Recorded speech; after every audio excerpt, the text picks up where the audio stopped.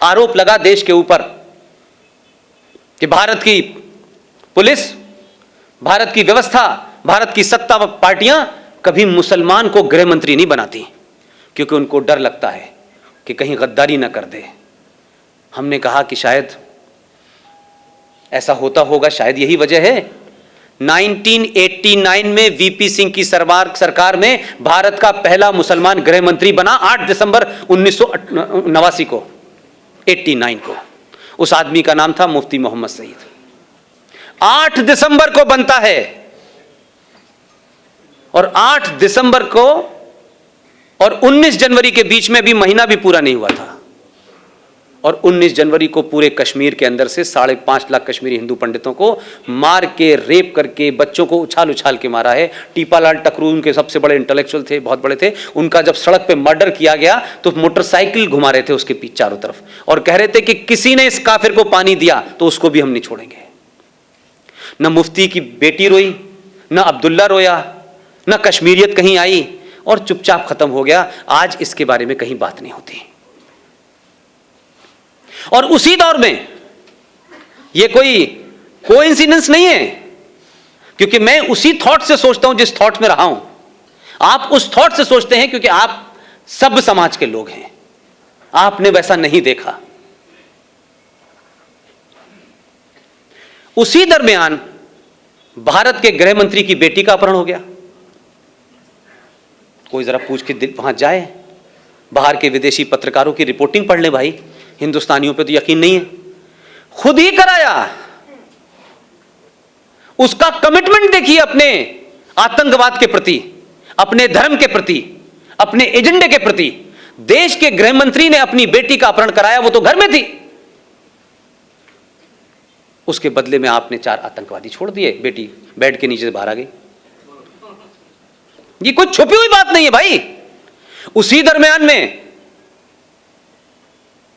एक साहब हैं, सेकुलर हैं, कांग्रेस पार्टी के राज्यसभा में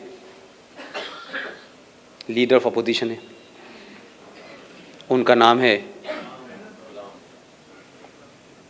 गुलाम नबी आज़ाद। अब ये मुझे पता नहीं है कि वो इस्लाम से आज़ाद हैं कि नबी के ग़ुलाम हैं, या नबी के ग़ुलाम हैं कांग्रेस से आज़ाद हैं, ये मुझे पता नहीं। उनके घर में भी उनका एक भतीजा गायब हो गया, और इतनी तेजी से हो रहा था, लग रहा था कि खट खट काम करना है। और क्या डिवाइस निकाली उन्होंने कि उनका भतीजा गायब हुआ, 27 आतंकवादी छोड़ दिए, शाम को भतीजा घर आ गया। एक और साहब हैं जिन्होंने वोट वाजपेयी के दरमियान दिया था, नाम जानते हैं? सैफुद्दीन सोज साहब। उनकी भतीजी गायब हो गई। ये ऐसे लग रहा था कि सबका एजेंडा कितना खूबसूरत है। वो बात अलग थी कि वो वहां जब थे उनकी हैसियत दूसरी थी, वो दूसरी पार्टी में थे, उसके बदले में भी 7 लोगों को छोड़ दिया आपने। तो पहला इस देश के अंदर अगर हम ये कहें कि इंटरनेशनल टेररिज्म जो है वो भारत में कैसे पनपा, उसके लिए जिम्मेदार भारत का ये पहला मुसलमान गृह मंत्री है। एक घटना हो जाती है, मोदी के दौर में हुई, पूरी दुनिया में छा गई साहब, पूरी दुनिया के अंदर हंगामा हो गया। कोई वीजा रुकवाने चला गया, कोई धरना करने चला गया, कोई प्रदर्शन करने चला गया, लेकिन 5 लाख हिंदू अपने ही देश में शरणार्थी हैं। दिल्ली की सड़कों पे, दिल्ली हाट के सामने कोई पान की दुकान कर रहा है, कोई चूरन की दुकान कर रहा है, कहां कहां रह रहे हैं, कोई बंगलोर भाग गया, कोई कहीं भाग गया, लेकिन इस देश में कोई बड़ा जुलूस, कोई बड़ा प्रदर्शन, कभी संसद इसके लिए नहीं रही। इसलिए मैं जुडिशरी की भी तरफ आता हूं। अभी कुछ घटनाएं इस देश में हो गई कि किसी ने अखलाक को मार दिया, किसी ने, गोरक्षक ने किसी को मार दिया। ये मैं इसलिए कह रहा हूं कि ये घटनाएं हैं, इसको आप अपने गूगल पे जाके सर्च करें।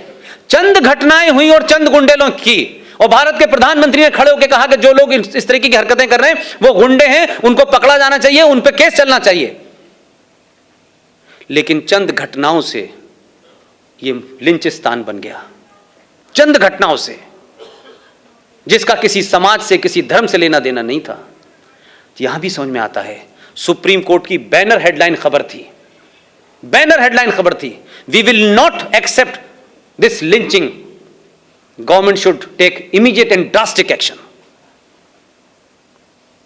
इसी हिंदुस्तान के अंदर 1984 में दिल्ली के अंदर लुटियन दिल्ली में, जहां राष्ट्रपति, प्रधानमंत्री, सारी सत्ताएं के सबका पावर है, वहां 3,50,000 सिखों को दौड़ा दौड़ा कर मारा, सड़कों पे मारा, गले में टायर डाल के मारा, बच्चों को उछाल उछाल के मारा, बॉक्स में जो लोग छुप गए थे उस बॉक्स में आग लगा के मारा।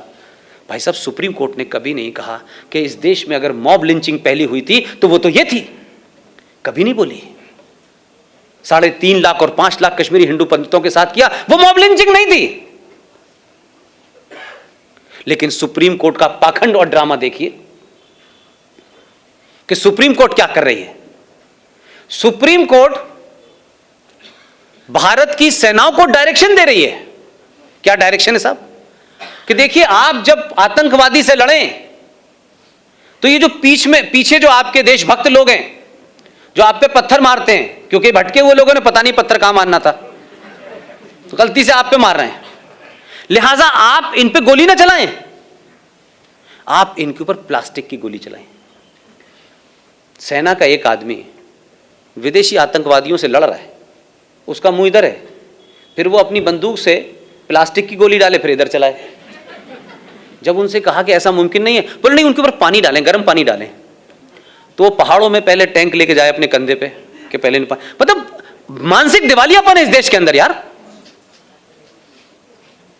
वही कहता है कि गर्म पानी डालो, ठंडा पानी डालो, प्लास्टिक डालो, और इतनी चिंता होती है कि बाकायदा प्लास्टिक की गोलियों की नपाई इंची टेप से करने लगता है सुप्रीम कोर्ट। सुप्रीम कोर्ट को इस बात की चिंता है कि मुंबई की दही हांडी की लंबाई कितनी है भाई, ये ज्यादा हो गई आधी इंच तो भाई साहब पे केस चलेगा। महाकाल पे पानी कैसे चढ़ेगा, आधा किलो चढ़े, 250 ग्राम चढ़े। लेकिन इसी सुप्रीम कोर्ट ने दिल्ली से सटा हुआ एक 40 किलोमीटर की दूरी पर एक जगह है, एक आदमी, वो गलत था सही था यह विषय नहीं है, वो किसी गलत काम में पकड़ा गया, यह बात अलग है कि वो भी वही सब कर रहा था। अगर 1400 साल पहले टेलीविजन होता तो तब भी यही हो रहा था। तो सुप्रीम कोर्ट ने हुआ क्या कि जब आपने कहा कि राम रहीम का ये जो पूरा इसका वो बना हुआ है, इसको ध्वस्त करना है और यहां बड़ी गंदगी हो रही है, बड़ी मारकाट हो रही है, तो सुप्रीम कोर्ट की बात सुनने से पहले आप ये देखिए कि मात्र दिल्ली से 40 किलोमीटर जो एनसीआर का इलाका है जहां सत्ता चलती है, आपने उन लोग जो उस राम रहीम के चाहने वाले थे, राम रहीम गलत था सही था यह विषय नहीं है मेरा, लेकिन राम रहीम के चाहने वालों ने पुलिस को उसकी जो बना हुआ था उसका बड़ा सा आश्रम, उसमें जाने से रोका। ना तो उनके हाथ में डंडा था, ना AK-47 थी, ना वो किसी को मार सकते थे, रोकने का अधिकार था, एक डेमोक्रेसी में रोक रहे थे, वो आपको पूरा अधिकार था। ना इस देश में उन पे लाठीचार्ज हुआ, ना उनके ऊपर कैनन से पानी डाला गया। डीसीपी ने ऑर्डर दिया, पॉइंट ब्लैंक गोली चली और 34 लोग मर गए। सुप्रीम कोर्ट ने नहीं कहा कि आपको गर्म पानी डालना चाहिए था, आपको पानी नहीं डाला आपने तो आपको केन चलानी चाहिए, सुप्रीम कोर्ट ने कहा ही नहीं कुछ। वो तो भारत की सत्ता के खिलाफ नहीं लड़ रहे थे ना भाई, वो तो हथियार भी नहीं उठाए थे। ये पाखंड है आपके सुप्रीम कोर्ट का। आप उनसे उम्मीद कर रहे हैं कि वो डेट देंगे कि 6 तारीख को अयोध्या की सुनवाई होगी, फिर 6 तारीख को जज आएंगे, फिर जज के पेट में दर्द हो जाएगा, फिर जज चला जाएगा। इसलिए सुप्रीम कोर्ट नहीं, दुनिया की हर ताकत आपको टेक इट फॉर ग्रांटेड लेगी, क्योंकि आप सामूहिक तौर पे के ऊपर अपना गुस्सा नहीं निकालते हैं, आप बोलते नहीं हैं। मैंने इसीलिए कहा कि इस देश की मुख्यमंत्री कह सकती है ये बात, मुझे और आपको किसने रोका है? कंटेम्प्ट ऑफ कोर्ट होगा, ठीक है, कंटेम्प्ट ऑफ कोर्ट होगा, करें, 5, 10, 20, 50 लाख लोगों पे करेंगे, करिए। हम डरते क्यों है भाई?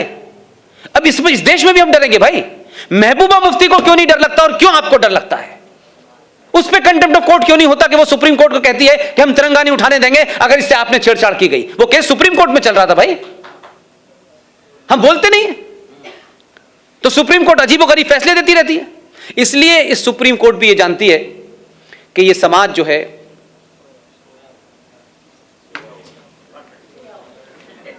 ये बात अलग है कि आप जाग गए, बाकी तो सो ही रहे ना।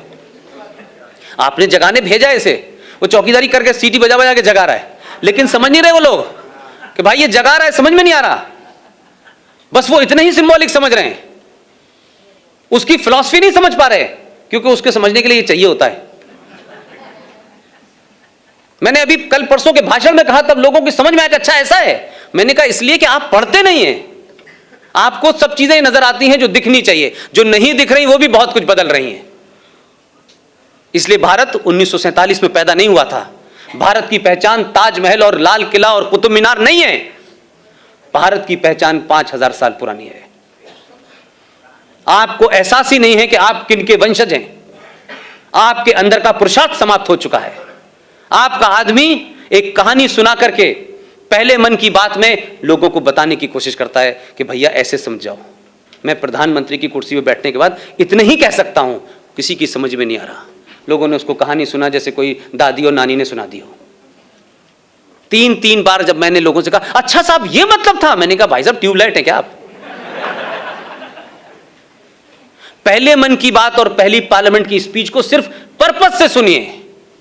अगर ऐसी सोच के लोग 10-20 भी हो जाएंगे आपका काम हो जाएगा। लेकिन मेरा कहना है कि समाज क्यों नहीं उस तरफ बढ़ रहा?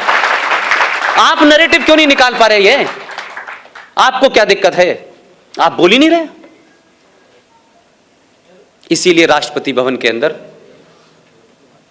अब इफ्तार नहीं दिया जा रहा।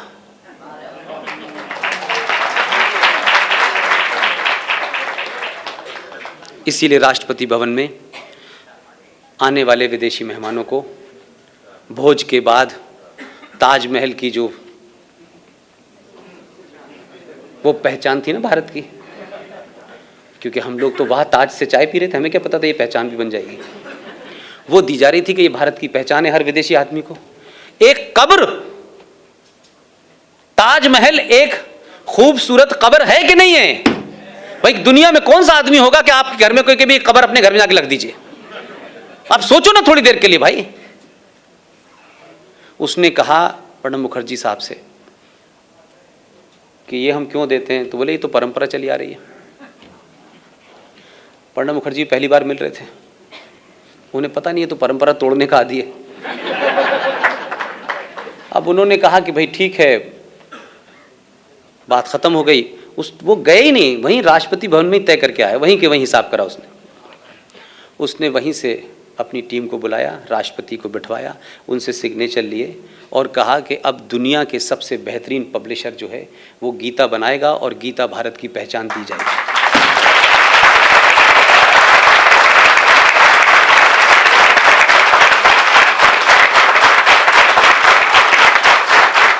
अगर आप परंपरा तोड़ेंगे नहीं और ये एक कवर अप ले लेंगे कि ये परंपरा है, तो परंपरा बनती ही टूटने के लिए है। शक्ति होनी चाहिए आप में। और ये ध्यान रखिए कि इतिहास में ये इतिहास तय नहीं करता कि कौन क्रूअल था, कौन जालिम था। इतिहास उन्हीं का लिखा जाता है जो जीते हुए होते हैं।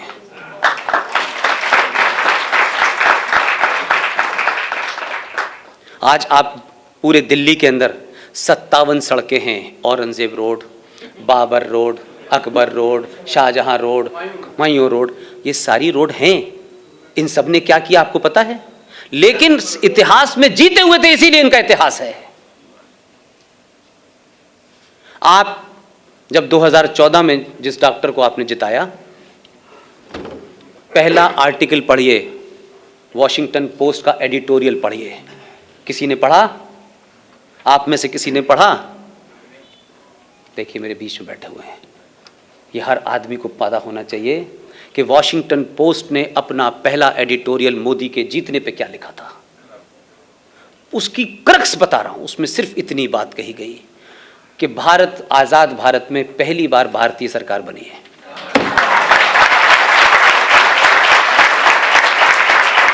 आप समझे न समझे, दुनिया जानती है आपको।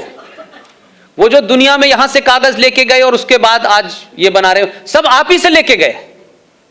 आपने नहीं पढ़ा, दूसरे ले गए। आपकी समझ में नहीं आया। वो समझ रहे हैं कि क्यों ये भारतीय सरकार है, लेकिन इस देश के भारतीय नहीं समझ पा रहे कि ये भारतीय सरकार है। अभी तक जो सरकारें थी वो ट्रांसफर ऑफ पावर की थी, और अब तो इतना ओपन हो गया है कि अब तो तय हो चुका है कि आपके शहर का एक मुनीम, भरूच में था कल में, एक मुनीम और एक महिला सारे आदर और इज्जत के साथ दो ही लोग देश चला रहे हैं। 150 साल पुरानी पार्टी को खत्म कर दिया। उसमें जो लोग कांग्रेसी थे उन्हें समाप्त करके उसमें कैसे कैसे नमूने रखे गए हैं। राज बब्बर, राजीव शुक्ला, ये सब ब्रोकर हैं, क्योंकि वो महिला जानती है कि वो यहां से पैदल है। और चाटुकारिता में, चापलूसी में भारतीय आज भी उतने ही हैं जो 70 साल पहले थे। इस कमजोरी को ध्यान में रखते हुए वो पूरे लोगों को नचा रही है और 10 साल तक आपके देश को उसने अंदर से खोखला कर दिया है। और उस मुनीम ने और उस महिला ने मिलके जिस बात का दर्द मुझे है, बाकी चीजें हैं, जिसका दर्द मुझे है वो मैं आपसे शेयर करना चाहता हूं। मुझे टिकट लेनी नहीं थी, ना मेरा कोई लेना देना। मेरे बाप भी फ्रीडम मूवमेंट में थे, वो भी मेरा दर्द नहीं है। इस मुनीम ने और इस महिला ने, दो लोगों ने मिलके आधुनिक भारत के चाणक्य, 12-13 भाषाओं का ज्ञाता, महान बुद्धिमान लीडर, उसको दिल्ली में दफन नहीं होने दिया कि इसकी कब्र कहीं दिल्ली में न बने। और जहां वो गया और जहां अंतिम संस्कार हुआ, ऐसा इंश्योर किया कि उसकी लाश को कुत्ते खा रहे थे, कुत्तों ने खाया है। और उसके परिवार को समाप्त करने के लिए कैसे कैसे मुकदमे गए। कोई लड़का कहीं भाग गया, किसी ने सुसाइड कर लिया, उसका नामो निशान नहीं है। हमने उसके बारे में नहीं पूछा। एक महिला और एक मुनीम, ये सवाल नहीं पूछा हमने किसी से कि उसकी डेड बॉडी जो बचपन से लेके अपने अंतिम समय तक कांग्रेसी था, 24 अकबर रोड पे आखिरी उसके दर्शन के लिए 24 अकबर रोड के दरवाजों पे इंस्ट्रक्शन था कि खोला नहीं जाएगा। वो प्राइवेट लिमिटेड बना देती है इस आधुनिक भारत में। तो भाई अंग्रेज तो थोड़े बहुत ज्यादा थे, तब आप उनके चाटुकारिता कर रहे थे, तब आप उनके पीछे लगे हुए, तो समझ में आता है। आज तो 100% आप थे। एक महिला ने आपको 10 साल नचा के रखा, हम कोई नहीं बोले, क्योंकि नरसिम्हा राव से हमारा कोई संबंध नहीं है। वो इस पार्टी का था, उस पार्टी का था, लेकिन आधुनिक भारत का चाणक्य था। बहुत पास से मैंने चीजें देखी उनकी, और एक चीज तो वो पूरी दुनिया के सामने करके गए।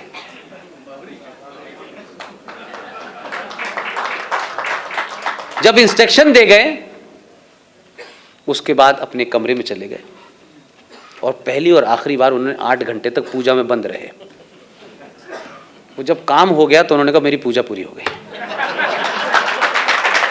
ये हिम्मत होनी चाहिए, कुर्सी का लालच नहीं होना चाहिए। आपको याद होगा कि कल्याण सिंह ने क्या करा था। He was chief minister. उस आदमी ने अपनी कुर्सी सुप्रीम कोर्ट के सामने दांव पे लगा दी। उसने कहा आप सजा देना चाहते हैं, दे दीजिए। जब वो सारा काम हो गया, सरकार गिर गई, आपने उसको हरा दिया। 4 राज्यों में सरकार गिरी, वापस नहीं आई। किस हिंदुत्व की बात करते हैं? किस मंदिर के लिए आप दीवाने हैं? किस मंदिर को बनाने के लिए आपको चिंता है भाई? हम अपने चरित्र को भी देखें भाई।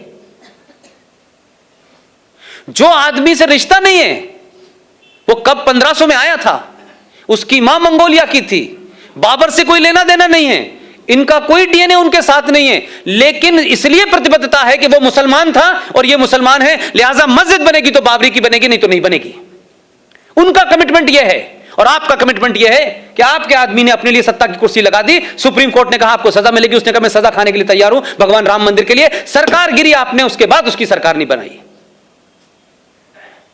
इसलिए लोगों को लगता है, जो लोग कह रहे हैं मंदिर बनाओ मंदिर बनाओ मंदिर बनाओ, वो मंदिर तो बन जाएगा लेकिन 7 RCR का मंदिर गिर जाएगा। मेरे लिए वो मंदिर इंपॉर्टेंट है। इस मंदिर को तो फिर बना लीजिएगा। वो आधुनिक भारत का चाणक्य अपनी पूजा करके समाप्त कर गया, अब वहां मस्जिद नहीं बन सकती, इतना वो इंश्योर कर गया है। अब आप बनाएं, ये बनाएं, वो बनाएं, बनाते रहिएगा।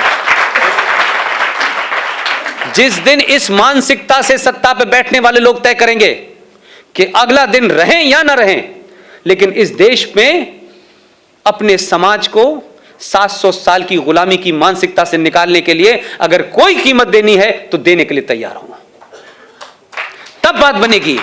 ऐसे नहीं बनने वाली बात। आज तो आपकी 20 राज्यों में सरकार है। मात्र 40 एमपी होने के बाद पूरे देश में हंगामा रहता है। हर छोटी छोटी बात पर नैरेटिव बन जाता है। हम नैरेटिव क्यों नहीं बनाते भाई? हम जगह जगह सवाल क्यों नहीं खड़ा करते? हम इन लोगों को क्यों नहीं पकड़ते जो जब घूम रहे हैं, ये एनजीओ के पैसे पे जो पल रहे थे? सब काम मोदी का है, सब काम प्राइम मिनिस्टर करेगा, सब योगी करेगा, कुछ हम भी करेंगे कि नहीं करेंगे भाई? हमारी कोई जिम्मेदारी नहीं समाज के प्रति। लाइट चली गई यार, मोदी बड़ा पागल आदमी, क्या लाइट चली गई यार, बताइए क्या आदमी? नहीं नहीं हटाओ यार। हम इतने बौने और छोटे हो गए। कितने लोगों ने कोशिश की। अभी जेएनयू में 2 महीने पहले मुझे गलती से वहां बुला लिया था उन्होंने, सावरकर के एक उनकी पुण्यतिथि के ऊपर। मैंने उनसे कहा आप जेएनयू में आइए, सावरकर के ऊपर 3 घंटे का जो नाटक बना है वो करिए, और वाइस चांसलर से कह के, मैंने कहा सावरकर की ये मूर्ति हम देख के जा रहे हैं, इसे जब दिल चाहे जब लगवा दीजिएगा। आप सोच सकते हैं जेएनयू में हो सकता है? सावरकर के ऊपर 3 घंटे का प्रोग्राम हमने कराया।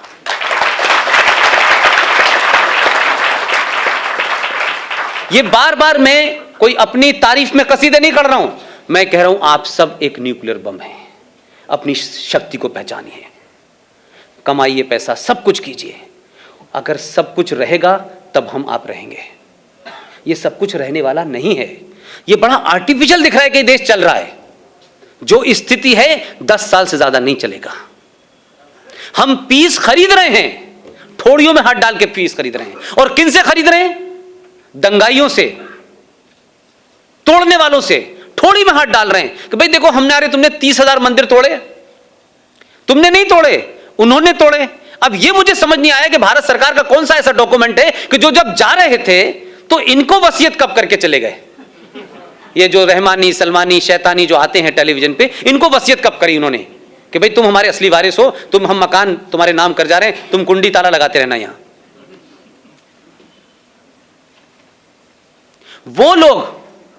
वो लोग आपको डरा रहे हैं। उनके पास कुछ भी ऐसा नहीं है कि वो दुनिया को ये कहें कि हमने 1400 साल में इस दुनिया को एक सुई बना के दी है। 1400 साल की हिस्ट्री में एक चीज बता दीजिए मुझे जो उस सिविलाइजेशन ने बनाई हो और दुनिया की किसी सिविलाइजेशन को दी हो। पूरे दावे के साथ कह रहा हूं मैं। हाँ, 1400 साल में उन्होंने एक चीज जरूर बनाई है जो आप में से किसी ने नहीं देखी, वो मैंने लाइव देखी है। 1400 साल में इस्लामिक रिपब्लिक ऑफ पाकिस्तान ने एक बम ईजाद किया है। वो बम क्या है? अफगानिस्तान और का जो बॉर्डर लगता है खैबर पख्तूनख्वा के साथ, जिसको बहुत पहले हम लोग नॉर्थ वेस्ट फ्रंटियर पाकिस्तान कहा करते थे, अब वो खैबर पख्तूनख्वा यानी KPK कहलाता है। वो पठानों का इलाका है जहाँ से खान अब्दुल गफ्फार खां आया करते थे, जिनको आप सीमांत गांधी कहते थे, फ्रंटियर गांधी भी कहते थे आप। वो बॉर्डर वहाँ लगता है और वहाँ एक जगह है चमन बॉर्डर, जहाँ कोई जा नहीं सकता। लेकिन हमारी नौकरी और हमारे लोगों के साथ जो रसूख था, हम वहाँ गए। वहाँ एक बड़ी मस्जिद बनी हुई थी, लोग नमाज़ पढ़ रहे थे। नमाज ख़त्म हुई, इमाम साहब ने घोषणा की, हमारे बीच में आज जनाब रफ़ीक साहब वल्द फ़लाने वल्द बीन उनका किसका बेटा यहाँ का रहने वाला है, जिहाद के लिए अल्लाह की राह में आज फ़िदाइन हमले के लिए तैयार होके जा रहे हैं। और सब कहते थे आमीन। और सडनली मैंने देखा एक ऐसा बच्चा, एक पठान के बच्चे जो होते हैं ना, थोड़ा सा खूबसूरत से बहुत होते हैं, छोटा सा बच्चा, कोई 12-13 साल का बच्चा था, उसको कंधे पे बिठाया गया, उसकी मालाएं डाली गई और ये सिलसिला वहां नॉन स्टॉप चल रहा है। और मात्र पाकिस्तान की करेंसी में 3,500 की एक बेल्ट आती है, उसके बेल्ट बांध दी। यहाँ वो सुसाइड बॉम्बर की बेल्ट होती है, रिमोट से आप कहीं दबा दीजिए उड़ जाएगा। और जाकर के चमन बॉर्डर पे छोड़ते जाते थे और फिर आते थे और वो घूमता रहता था। इनको लगता था कि किस थाने में पहुंचा, वो अफगानिस्तान के रिमोट दबाया उड़ गया। ये ईजाद किया इस कौम ने 1400 साल में। वो कौम आपको डरा रही है, उसके मानने वाले आपको धमका रहे हैं। उन्होंने 47 में कौन सी पीस थी वो भी हमने देखी। कश्मीर में क्या हुआ हम नहीं माने। हम हर दिन कुछ हो रहा है लेकिन हम तैयार नहीं है इस बात के लिए कि भाई ये सच्चाई है, इसको मान लें। अभी भी बहुत सारे लोग कहते हैं। मैंने कहा कि भाई रफीक अहमद के घर की जाके सिवैयों खाने से बेटर है जाके दलित के घर का एक दिन पानी पी लो, सब ठीक हो जाएगा। आप इसलिए नहीं हार रहे कि आप में पुरुषार्थ की कमी है, इसलिए नहीं हार रहे। आप इसलिए हार रहे हैं कि आपने अपने ही लोगों को अपने ही कारणों से धीरे धीरे अलग कर दिया है। जो लोग जय भीम और जय मीम का नारा पूरे देश में लगा रहे हैं, मैं उनसे बड़े ईमानदारी के साथ चिल्ला के पूछता हूं, प्रकाश अंबेडकर बड़े नाराज हैं। उन्होंने कहा आप तो दलित नहीं, आप क्यों ऐसा कह रहे हैं? मैंने कहा दलितों की बात करने के लिए दलित होने की जरूरत थी, गांधी जी तो दलित नहीं थे। जो जिन्हा साहब मुस्लिम लीग के एक आदमी को जो बंगाल से जीतता था उसको अपने साथ लेके गए और कंधे पे हाथ रख के उन्होंने कहा कि इन ब्राह्मणों ने जो आपके साथ किया है वो हमारे साथ भी किया है, हम दोनों इनके मारे हुए हैं, लिहाजा हम दोनों को अपनी मुश्तरका ताकत पे यकीन करना चाहिए और आप पाकिस्तान चलिए, हम पाकिस्तान का आपको पहला लॉ मिनिस्टर बनाते हैं। वो बंगाल से चले गए, लॉ मिनिस्टर बने और लॉ मिनिस्टर के बाद जब उनको पता चला कि पाकिस्तान के अंदर 10% दलित था at the time of division, जब वो खबरें पढ़ते थे, जब वो देखते थे कि हर दूसरे दिन एक रेप हो रहा है, हर दूसरे दिन एक कन्वर्जन हो रहा है, हर दलित लड़की को उठाया जा रहा है, तो उस बीच में जिन्ना साहब तो अल्लाह को प्यारे हो गए। एक दिन वो रोने लगे और रोते रोते उन्होंने लियाकत अली खान जो पाकिस्तान के पहले प्राइम मिनिस्टर थे, जो अलीगढ़ यूनिवर्सिटी से गए थे, उनके सामने कहा कि मुझसे तो इतना वादा किया गया था, आज दलितों की स्थिति तो पाकिस्तान में बहुत ख़राब है। तो उनसे जो शब्द बोले गए, आप लोग गूगल पे जाइएगा और जोगिंदर नाथ मंडल पाकिस्तान के पहले लॉ मिनिस्टर का पूरा लेटर पढ़ लीजिएगा, आपको सच्चाई पता चल जाएगी।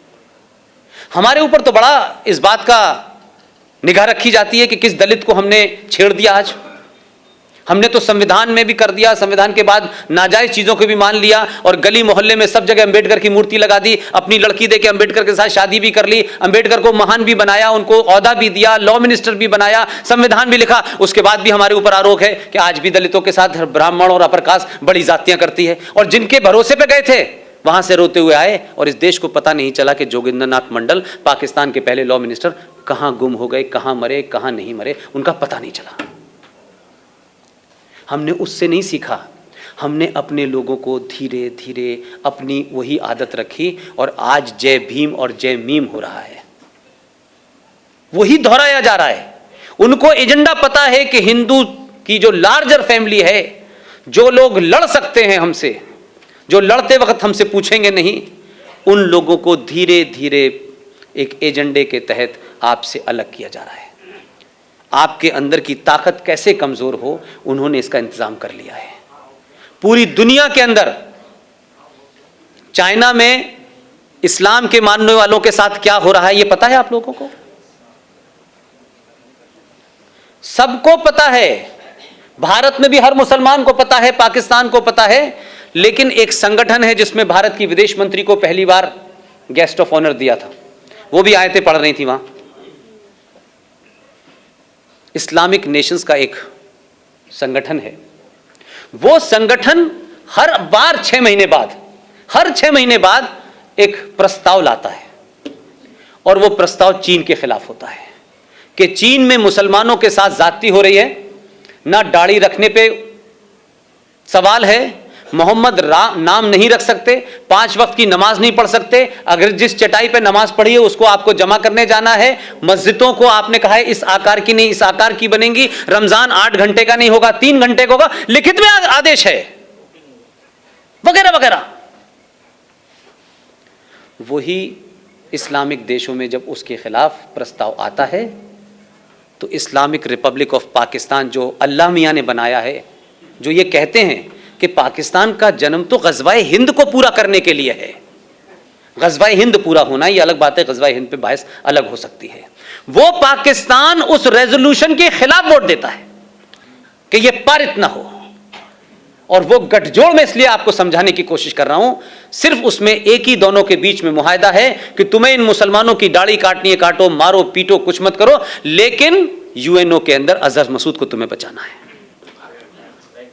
ये गठजोड़ आपको समझ आता है कि नहीं आता है कि उसने अजहर मसूद को बचाना है, उसके खिलाफ प्रस्ताव आएगा तो हम चुप रहेंगे। वो पाकिस्तान जिसको कश्मीर में मुसलमानों की चिंता है, कटिहार के मुसलमानों की चिंता है, रामपुर के मुसलमानों की चिंता है, धारा 370 की चिंता है, वो पब्लिकली नहीं कहता, अंदर अंदर ये भी खेल है।